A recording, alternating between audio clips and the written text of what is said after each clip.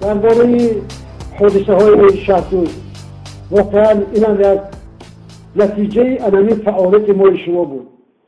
نتیجه فعالیت انمی جوانایی بود که صدای آزادی بلند کردند و همون یک زن در بازار شهردوز اولاد رحمانوفه، همون محب الله سعداللهیف دادن حسن سعداللهیف دادن علیس رحمانوفه دادن عزیز مایا زن رحمانوفه نمانیتی بازار گیرد.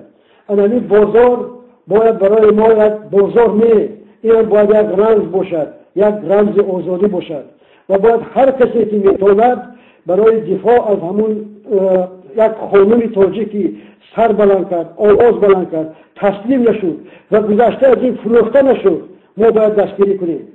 بازار شهردوز برای ما باید که یکی از موضوعهای اساسی باشد و ما به تمام برادران طرفدارای خودمان که در شهردوز هستند، در اطراف شهردوز هستند، خواهش میکنیم که نگذارد که بازار به دست محب الله سعداللهیف غلطد. من درباره یک زن دیگر این چند سخن میگم. فیض‌النسا وحیدآور، ادوکات، حقوق شناس، یک زنی واقعا مبارز. این وقت در فیسبوک خبر داده است که تلفن‌هایش رو گوش میکنند. من میدونم که هر یک قدم فیض‌النسا وحیدآور اینا تحت کنترل دارند.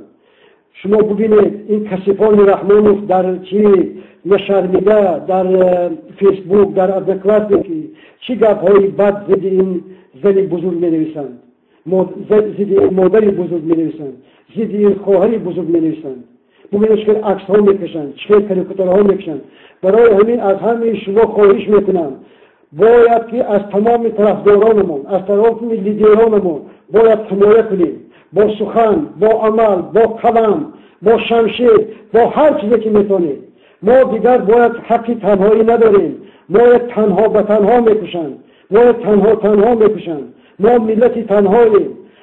امین راجعی زیلا، کانال کاتیلوس، وطندار، گروه 24، حزب نهضت اسلامی تاجیکستان، حزب سوسیال دموکراسی تاجیکستان، روزنامه‌های آزاد، شخصیت‌های بزرگ، ایشان نورالدین، حاجی میرزا و دیگر بزرگان ما باید این مکانی هست که تنهاها همدیگر را می‌یابند.